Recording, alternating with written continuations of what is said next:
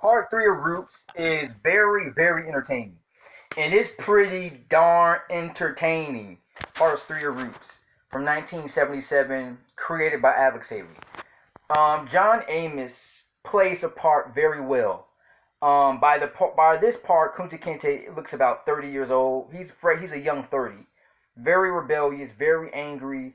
We actually get to see his whips on his back. He has so many whips on him that because he's very disobedient, rebellious, and through parts 1 through 4, Kunta Kinte is always thinking about going back to his home Africa.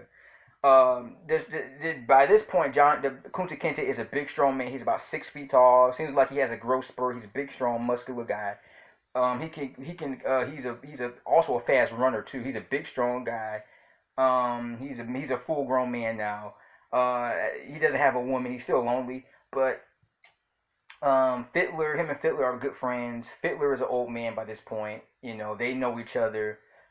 Fiddler tries to tell Kunta to stay, don't run away because it will hurt you. You ain't gonna get too far if you run away. Fiddler is always trying to convince Kunta to just stay, live your life peacefully on this plantation. You might not like it here, but stay here. But most of the episode is about Kunta Kinte trying to get away. He's a young guy. He wants to go back to his family and meet his brother, his parents. He's very concerned about his family people. He hadn't seen them in years, and he's just wondering what happened to those people that he knew. Um, Part three, he actually falls in love with a woman. Um, at first they don't really like each other, but it goes on.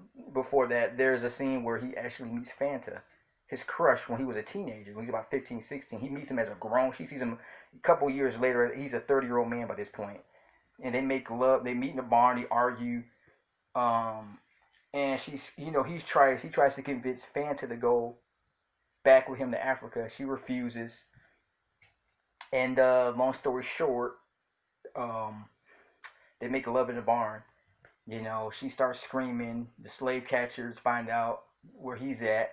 He starts running fast, really fast.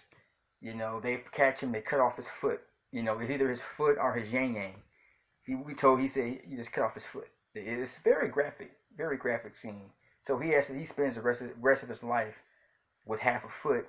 He's depressed. He's crying. Fiddler tries to help him, but he meets another woman who actually takes care of him, who cares about him. He never had a woman who actually cared about him. They fall in love, and by the end of the episode, she gets pregnant.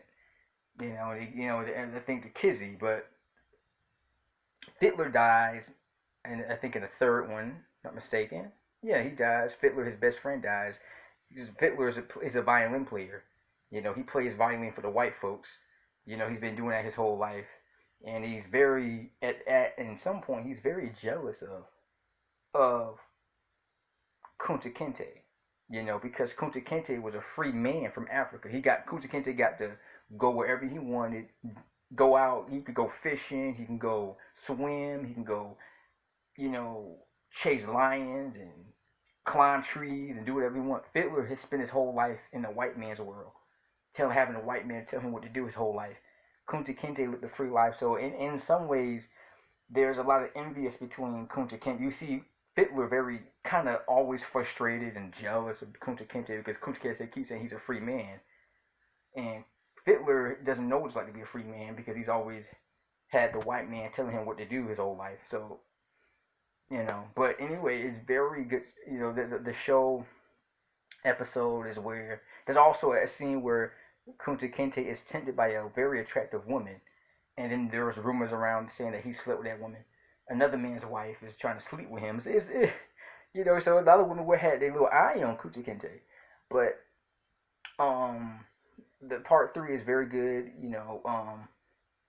He tries to run away. He actually has his escape, and he meets this abolitionist where black people be free.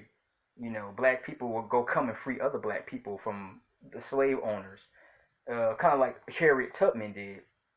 There was a rumor that Harriet Tubman freed over 300 to 1,000 African slaves in her life. She died. I think she died at an old age too. She lived a very long life.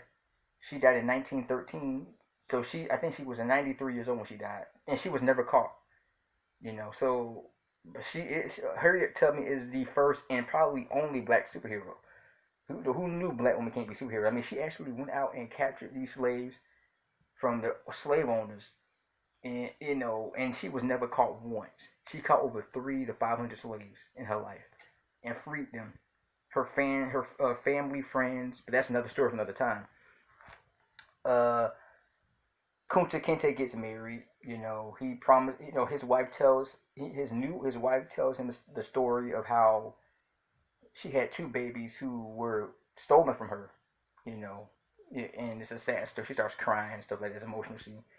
Uh, like I said, this episode was pretty good. Parts 4, 5, and 6 gets a little bit better as the story goes, as the story progresses.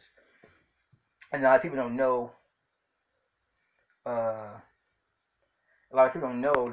John Amos was on Good Times for like 3 seasons. He played James Evans, the very strict, angry, violent father who's very upset. But like I said, he did a very good job playing a slave, playing a guy from Africa who tries to go back to his family to Africa. This show very tackled racism very well. I don't think there's never been a movie or TV show like it. To this day, I still watch it every. I still watch it from time to time when I'm free. So this is one of the most uh, well-made TV series I've ever seen. You know, besides the movie that came out 7 years ago, 12 Years a Slave, which is a very, very good movie. That's the closest that I've ever seen. But still, it doesn't top Roots. Uh, that's just a little movie. That's a 2-hour movie. This series is really good. This is something that people can watch a lot. Mr. J here, peace.